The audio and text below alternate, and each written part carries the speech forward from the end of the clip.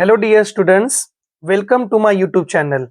विद्यार्थी मित्रांनो, माझ्या मॅथ समजो या यूट्यूब चॅनलवर तुमचा हार्दिक हार्दिक स्वागत. आज आपण बघणार आहोत इयत्ता 4थी शिष्यवृत्ती परीक्षा पेपर 1 गणित या विषयातील भाग 3. मागील 2 व्हिडिओमध्ये आपण भाग 1 आणि भाग 2 यामध्ये आंतरराष्ट्रीय संख्या चिन्हे, देवनागरी संख्या चिन्हे व त्याचबरोबर 5 अंकापर्यंत संख्यांचे वाचन व लेखन हे 2 घटक आणि त्यावर आधारित प्रश्न जे सराव प्रश्न दिले आहे ते प्रत्येक प्रश्न आपण सोडून घेतले आहेत. तर चला आज आपण भाग 3 ला सुरुवात करूया. मग आणि हो, अशाच उपयुक्त व्हिडिओसाठी चॅनलला लाईक, शेअर आणि सबस्क्राईब नक्की करा. तर चला आजचा भाग 3 सुरू करूया.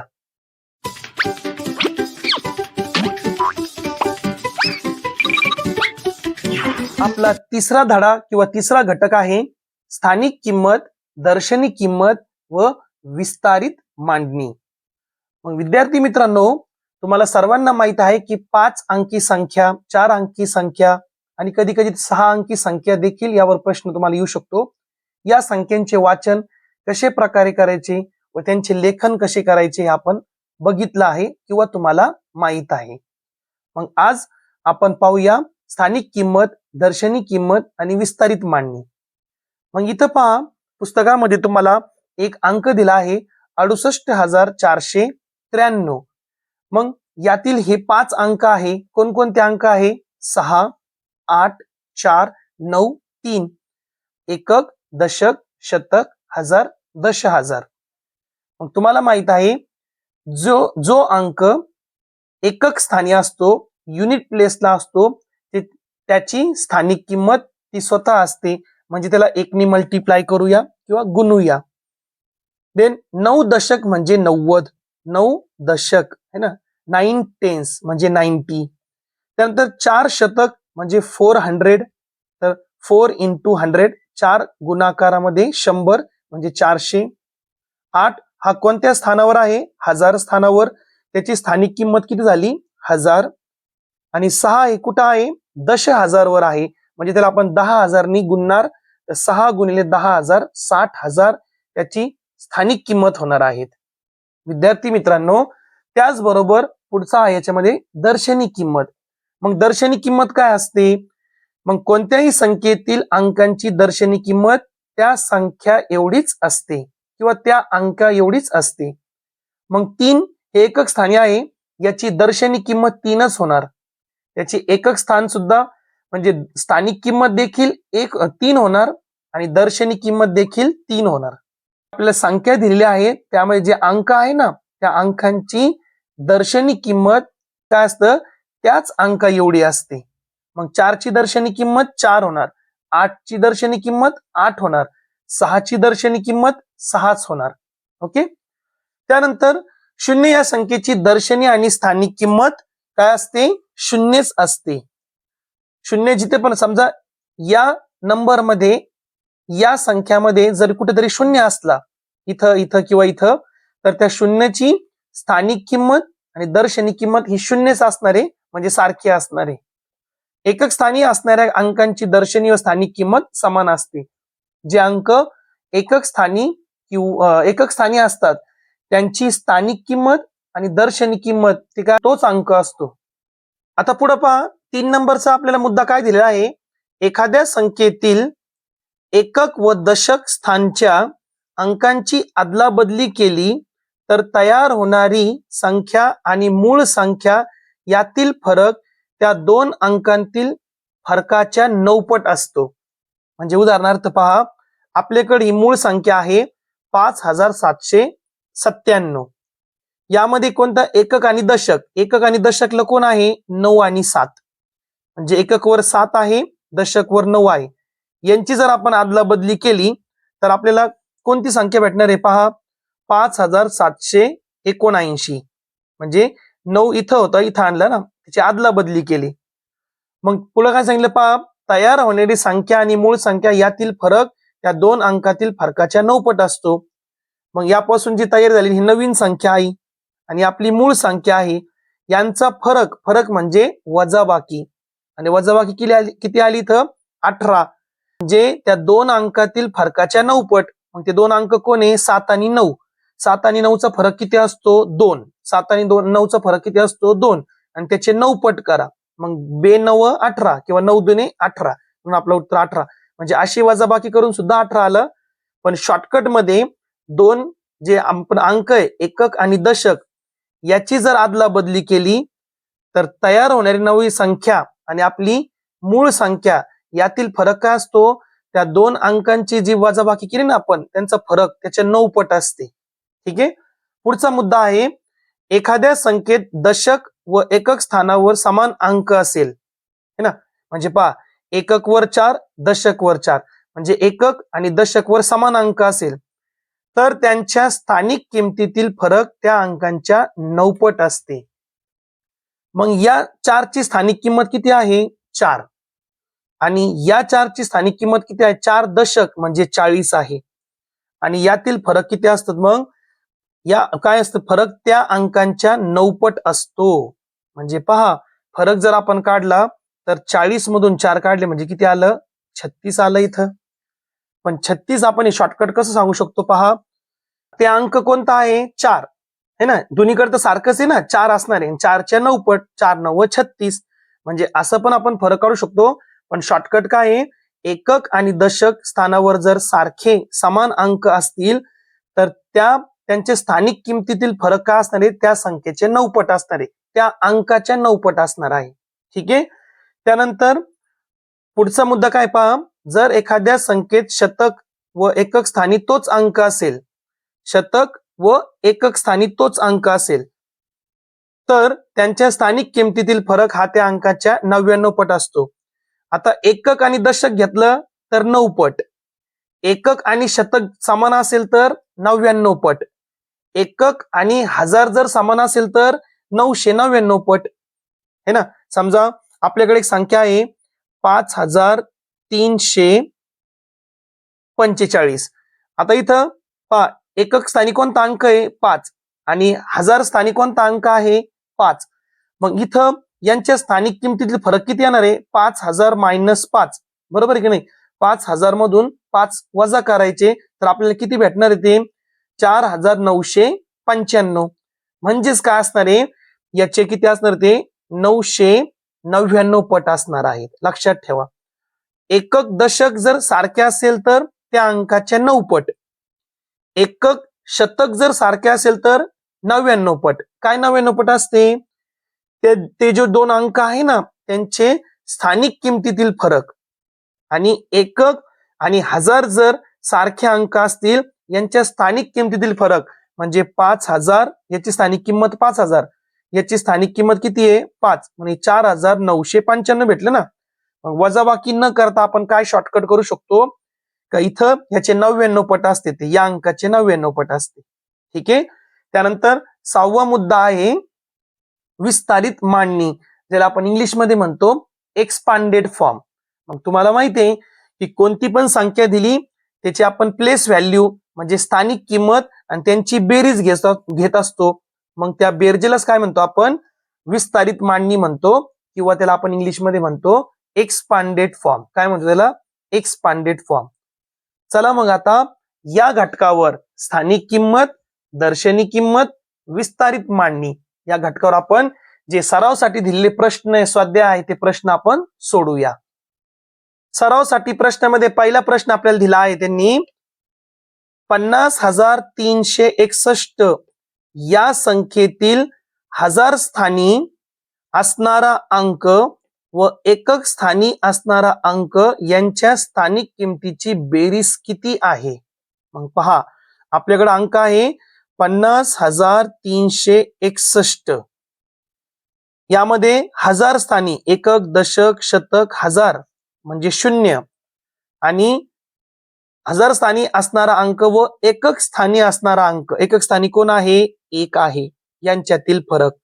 आता 0 कुठं पण असो त्याची स्थानिक किंमत किती असणार आहे? 0च असणार आहे. आणि एकक स्थानी कोणता अंक आहे? 1. मग 1 मोठा आहे ना, मग 1 दोघांची स्थानिक किंमतची आपण काय करायची? आपल्याला फरक काढायचा म्हणजे वजाबाकी करायची. किती आली ती? 1च आली. म्हणजे ऑप्शन नंबर 3 3 हा आपला योग्य उत्तर आहे. दुसरा प्रश्न पाहूया. पुढील पैकी कोणत्या संख्येत 4 या अंकाची स्थानिक किंमत सर्वात कमी आहे? मग मला सांगा तुम्ही, एकक, दशक, शतक, हजार आणि दशहजार यामध्ये जो इथं असेल त्याचीच किंमत, स्थानिक किंमत सगळ्यात छोटी कमी असते की नाही? मग 4 इथं पहा कुठं आला? 10,000. मग त्याची स्थानिक किंमत झाली 40,000. हा एकक, दशक, शतक, हजार, 4,000 याची स्थानिक किंमत झाली. हा दोन्हीकडे आला म्हणजे ही पण मोठीच आहे. पण इथं पहा 4 कुठं आला? एकक स्थानी आला. आणि एकक स्थानी आला म्हणजे त्याची स्थानिक किंमत किती? 4 आहे. आणि ती सर्वात कमी, सर्वात छोटी आहे. म्हणजे आपलं याचं उत्तर काय येणार आहे? मग पर्याय क्रमांक 4 याचं उत्तर येणार आहे. त्यानंतर तिसरा प्रश्न आपण पाहूया. 917 इथं काय दिलेलं आपल्याला पहा? स्टार आणि स्टार. 917 इथं स्टार आणि इथं स्टार दिलेला आहे. या संख्येतील स्टारच्या जागी असणाऱ्या अंकांची दर्शनी किंमत समान आहे. दर्शनी किंमत म्हणजे फेस व्हॅल्यू, ते सेम असते. जर त्यांच्या स्थानिक किमतीमधील फरक 45 आहेत. आता आपण माग मुद्दा पाहिला होता, एकक आणि दशक हे समान अंक आहे, आणि त्यांचा फरक किती असतो? त्या अंकाच्या 9 पट असतो, 45. मग कोणाचा 9 पट 45 असतो बरं? म्हणजे कोणत्या संख्येला आपण 9 ने मल्टिप्लाय केलं तर 45 उत्तर येत असतं? आपल्याला माहिती, 5 9 45. मग आता याचा अर्थ ते स्टारच्या जागेवर कोण आहे? 5 आहे. तर स्टारच्या जागे येणारा अंक कोणता असेल?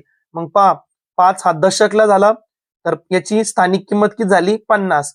50 आणि याची स्थानिक किंमत किती झाली? 5. 50 मधून 5 गेले, 45 आलं. म्हणजे इथं किती स्टारच्या जागेवर काय असणार आहे? 5 हा अंक असणार आहे. म्हणजे पर्याय क्रमांक 3 आपला बरोबर उत्तर आहे. चला पुढचा प्रश्न पाहूया, चौथा. एका संख्येतील हजार व एकक स्थानी असणाऱ्या अंकांची दर्शनी किंमत समान आहे. पहा, हजार आणि एकक स्थानी, याला आपण सोडूया. एकक, दशक, शतक आणि हजार. मग हजार इथं आणि एकक स्थानी हे समान आहे, दर्शनी किंमत समान आहे. दर्शनी किंमत समान आहे म्हणजे इथं सारखा अंक इथं. त्यांच्या स्थानिक किमतीमधील फरक 0 असल्यास तो अंक कोणता असेल? आता स्थानिक किमतीतील फरक किती? त्याचा 0. मग मला सांगा, इथं जर आपण 2 घेतला तर याची स्थानिक किंमत किती झाली? 2000. 2000 मधून 2 गेले म्हणजे किती आलं? ते 1998. नाही चालणार. 1 घेतला तरी प्रॉब्लेम आहे, 3 घेतला तरी प्रॉब्लेम आहे. जर आपण इथं पण 0 घेतला आणि इथं पण 0 घेतला, मग याची पण स्थानिक किंमत किती आहे? 0. याची पण स्थानिक किंमत किती आहे? 0. वजाबाकी करा बरं, किती येईल? 0 येणार की नाही? म्हणजे ते 2 एक हजार वर आणि एकक स्थानिक कोणता अंक असणार आहे? 0 अंक असणार आहे. ओके, पुढचा प्रश्न बघूया, पाचवा. 30,946 या संख्येतील अधोरेखित अंकांच्या दर्शनी किमतीमधील फरक किती असेल? मग इथं हे 6 आहे, इथं 6 आहे. यांची दर्शनी सांगितलं बरं का. दर्शनी म्हणजे फेस व्हॅल्यू, म्हणजे ते स्वतः अंक तोच असतो.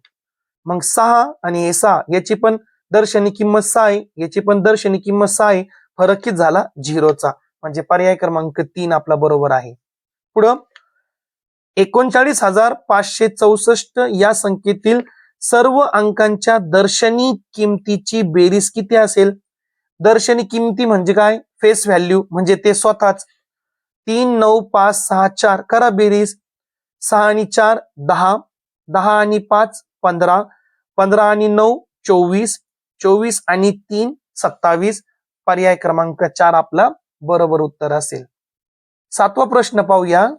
17,500 या संख्येतील शतक स्थानी असणाऱ्या अंकांची स्थानिक किंमत पुढील पैकी कोणती असेल? मग आता पावणे आला, पहा पावणे. मागच्या भागामध्ये आपण पाहिलं होतं पावणे म्हणजे काय असतात. पावणे म्हणजे काय? तिथं 750 येणार, तिथं हजार. पावणे 17, पावणे 17 म्हणजे काय होणार पहा मग? 16,750. 16,750 म्हणजे काय झालं? पावणे 17,000. त्याच्यामध्ये काय सांगितलं? या संख्येतील शतक स्थानी असणाऱ्या अंकाची स्थानिक किंमत पुढीलपैकी कोणती असेल? एकक, दशक, शतक. शतक वर कोणी 7. 7ची स्थानिक किंमत किती झाली? 700. मग आपलं उत्तर काय असणार आहे? पर्याय क्रमांक 1 700. आता इथं व्यवस्थित बघा, हे आपण सोडूया आता. 8 दश हजार म्हणजे 80,000. त्यानंतर पुढे काय सांगितलं पहा? 11,000. 11,000. 11,000. पुढे काय सांगितलं? 75 शतक. 75 शतक. 75 आणि शतक म्हणजे तुम्हाला माहिती किती शून्य लावतो आपण त्याला? 2 शून्य लावतो शतकला. मग हे 75 आणि याला 2 शून्य. पुढं 8 इथं काय आहे? एकक. 8 काय आहे? एकक. 8 एकक म्हणजे इथं 8 येणार आहे. संख्या पुढील पैकी कोणती? म्हणजे 100% हे त्या आपल्याला त्यांनी तोडून दिलेलं आहे ना, दशक, दश हजार, शतक, आणि फक्त त्यांच्या बेरीज करा. आता इथं 8 हे 0, हे 5, 7 आणि 1 8, 8 आणि 1 9 म्हणजे 98,508. काय उत्तर येईल आपला?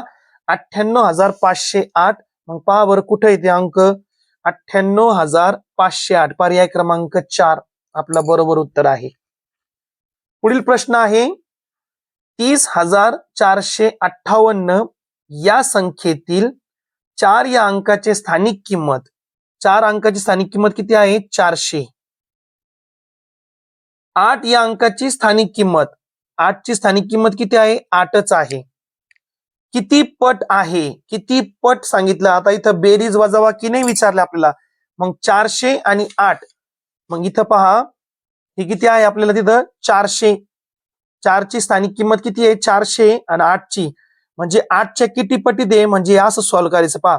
8 ला कितीने आपण गुणाकार केला, मल्टिप्लाय केला तर आपल्याला 400 उत्तर भेटणार आहे. मग आपल्याला माहिती 40 कधी येतात? 8 45. 8 45 होतात. पण पुढे एक झिरो लागतो आपल्याला. इथं आपण झिरो नाही घेऊ शकत कारण की 8 आपल्याला बदलायची नाही, म्हणजे आपण इथं घेऊ शकतो. मग 50 गुणिले 8 चा गुणाकार किती होतो? 400. मग याची स्थानिक किंमत किती भेटली आपल्याला? 400. याची स्थानिक किंमत किती होती? 8 ची 8. मग त्या 8च्या किती पटीत येतो 400? 50 पटीत आहे. किती पटीत येतो? 50 पटीत आहे. मग आपलं उत्तर काय नाही पहा, ऑप्शन नंबर 3 म्हणजे पर्याय क्रमांक 3 50 पट. समजलं? त्यानंतर पुढचा प्रश्न आपण पाहूया. एका 5 अंकी संख्येत अ, ब, क, ड, ई हे अंक अनुक्रमे दश हजार, हजार, शतक, दशक, एकक स्थानी आहेत. म्हणजे अशा अनुक्रमे म्हणजे अ हा 10,000 वर आहे अशा प्रकारे आणि ई हा एकक स्थानी आहे. तर त्यांच्या स्थानिक किमतीची बेरीज किती होईल? किती होईल त्यांची बेरीज? मग पहा ई कुठे आपला? एकक स्थानी. मग फक्त ई यायला पाहिजे. इथं 10 ई आला म्हणजे हा पर्याय गेला आपला.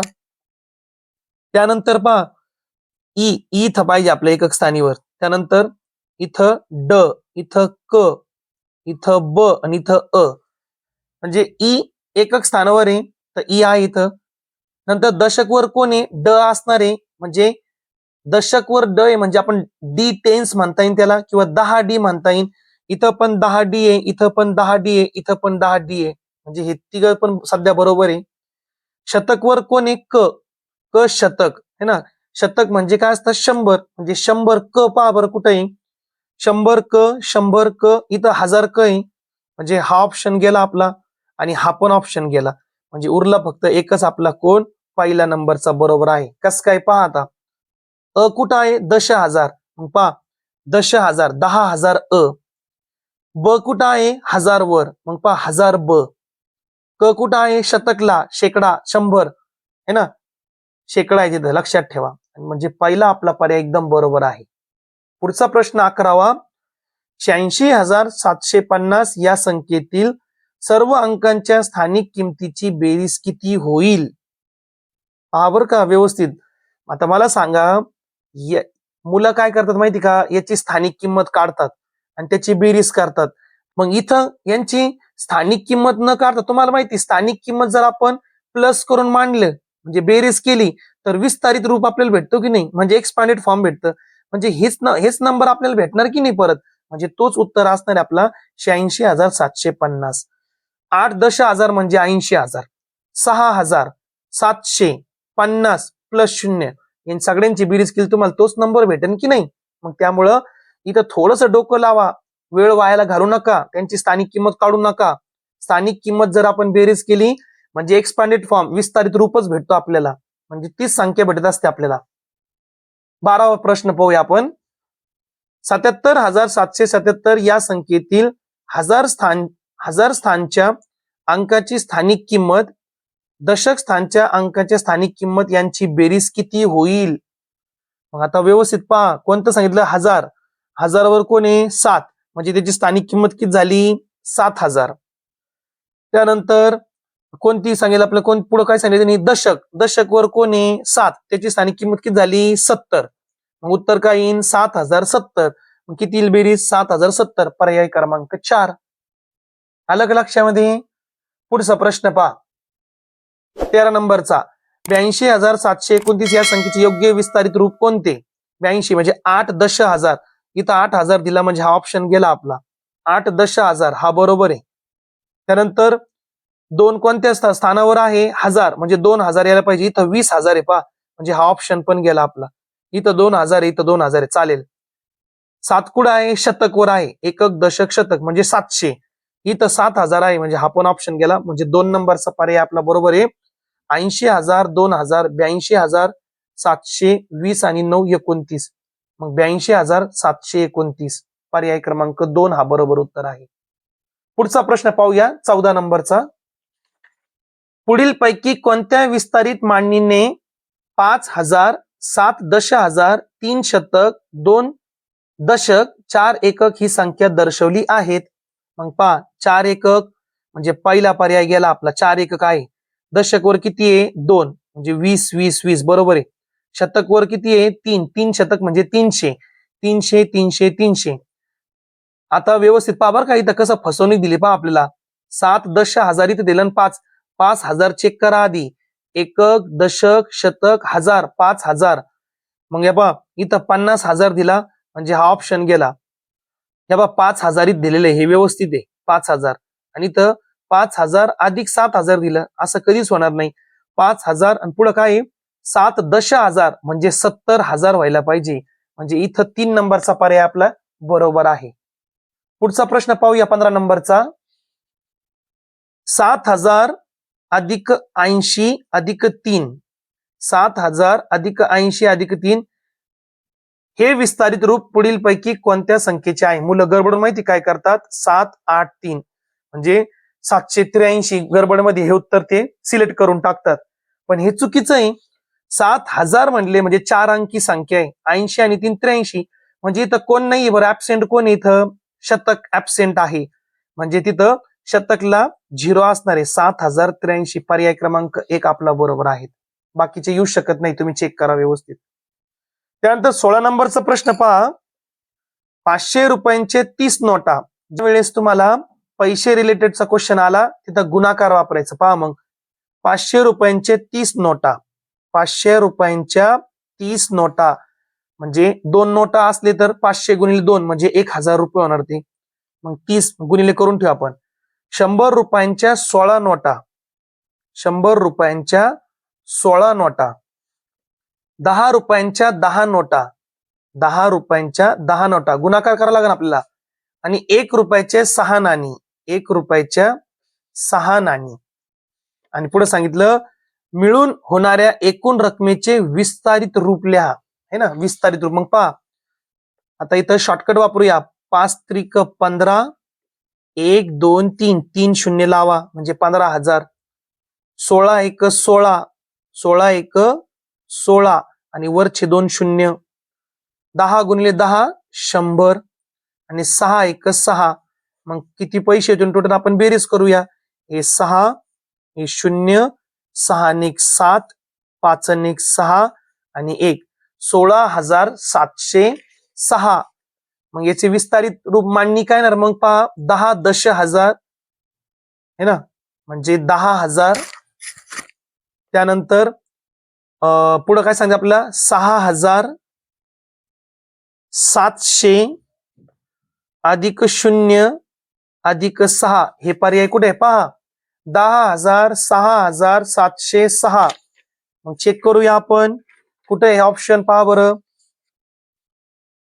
मग इथं हे तर नाही होऊ शकत आपलं कधी असं. हे पहा 10,000 6,706 इथं 70 आला म्हणजे हे ऑप्शन चालणार नाही आपलं. 70 आलंच नाही ना आपल्याकडं. 706 आहे आपल्याकडं. मग हे पर्याय आपला बरोबर आहे 4 नंबरचा. 17वा प्रश्न आपण पाहूया. 30,000 हजार मध्ये साडे आला म्हणजे 500 येतो शेवटी. साडे किती आहे 30 आहे मग इथं 30 लावा. 30,500 30,500 म्हणजे 30,500. ही संख्या विस्तारित रूपात कशी लिहाल. 30,500,000 चालेल ना. 30,500 एवढं जरी उत्तर असतं ना तरी ते विस्तारित मांडणी आहे. लक्षात ठेवा 30,500 म्हणजे पर्याय क्रमांक 1. 18 नंबरचा प्रश्न पाहूया. 2 गुणिले 10,000 2 गुणिले 10,000 किती होणार ते 20,000 होणार. लक्षात ठेवा. 5 गुणिले 1,000 5 एक 5 म्हणजे 5,000 झाले ते. आणि 5 गुणिले 100 म्हणजे 500. हे विस्तारित रूप कोणत्या संख्येचे आहे. मग पहा बरं आता आपण बेरीज करूया. 0 0 5 5 आला म्हणजे साडे. हे 5 आणि 2 म्हणजे 25,500 म्हणजे 25,500. साडे कुठे पहा बरं. या बाई तर साडे हे 26 आहे. 25,500 पर्याय क्रमांक 2 आपला बरोबर उत्तर आहे. चला 4च प्रश्न आले आता. 19 नंबरचा पाहूया. 5 गुणिले 10,000 म्हणजे किती होणार ते सांगा बरं मला. 5 गुणिले 10,000 म्हणजे 50,000. किती होणार ते 50,000. ठीक आहे. पुढं 3 गुणिले 100 म्हणजे 300. 3 गुणिले 100 म्हणजे 300. पुढं 10 गुणिले 5 10 5 किती होणार ते 50.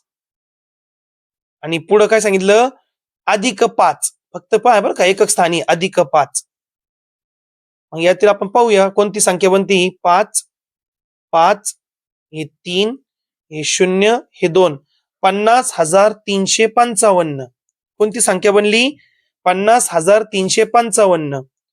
50,035 50,355 पर्याय क्रमांक 2 आपला बरोबर उत्तर आहे. ठीक आहे. इथं 55 आलं पहा. ठीक आहे चालणार नाहीये. पुढं 20 नंबरचा प्रश्न. एका संख्येत 16,000 16 दशक 16 एकक आहे ते ती संख्या कोणती. याला आपण व्यवस्थित सोडूया पहा आता. एका संख्येत 16,000 16 आणि 1000 म्हणल्यावर 3 झिरो. पुढं काय सांगितलं 16 दशक दशक म्हणल्यावर 1 झिरो. दशक म्हणल्यावर 1 झिरो आणि 16 16 दशक म्हणजे 160 होतात ते. पुढं 16 एकक. आता 16 एकक म्हणजे ते थोडक्यात काय झालं 1 दशक आणि 6 एकक झालं बरं का. लक्षात ठेवा. तर ती संख्या कोणती म्हणजे आता इथं बेरीज करूया आपण. हे 6 हे 6 आणि 1 7 हे 1 आणि 16 म्हणजे 16,176. 16,176 हे पर्याय कुठे पहा. 61,000 नाही चालणार. 16,176 पर्याय क्रमांक 3 आपला बरोबर उत्तर आहे. त्यानंतर 21 नंबरचा प्रश्न पाहूया. 10 अधिक ब बरोबर 45. जर ब बरोबर 5 असेल तर अ किती. पहा बरं का आता व्यवस्थित पाहत आहे. 10 अधिक ब 10 अधिक ब म्हणजे याचा अर्थ काय झाला पहा बरं. 10ला हे अ काय गुणिले आहेत आणि अधिक ब आणि हे बरोबर किती आहे 45 बनतात.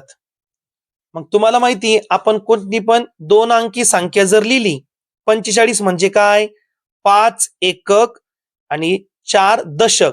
4 दशक काय होतं तर हे 40 आणि 40 मध्ये आपण किती मिळवले 5 मिळवले. म्हणजे आपलं ब काय झाला बरं 100% 5 झाला. आणि अ म्हणजे काय आपला 4 असेल ना.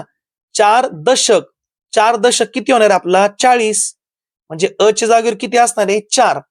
4 दशक म्हणजे 40 अधिक 5 मिळून काय बनतं 45 म्हणजे अ च्या जागेवर 4 असणार आहे ब च्या जागेवर 5 असणार आहे. मग त्यांनी आपल्याला सांगितलं ब जर 5 असेल तर अ किती, मग अ किती असताना 4, कारण की इथं हे टेन्स आहे ना, दशक आहे, मग 4 दशक 40 होणार की नाही, आणि हे 5 45, म्हणजे अ च्या जागेवर काय असणार आहे 4 असणार आहे, पर्याय क्रमांक 4. आणि शेवटचा आपलेली संख्या विस्तारित रूपात कशी लिहाल, इथं व्यवस्थित पहा, 2 एकक, 1 दशक, 1 शतक, 2000, 2112. मग आता हे तर पर्याय आपला गेला.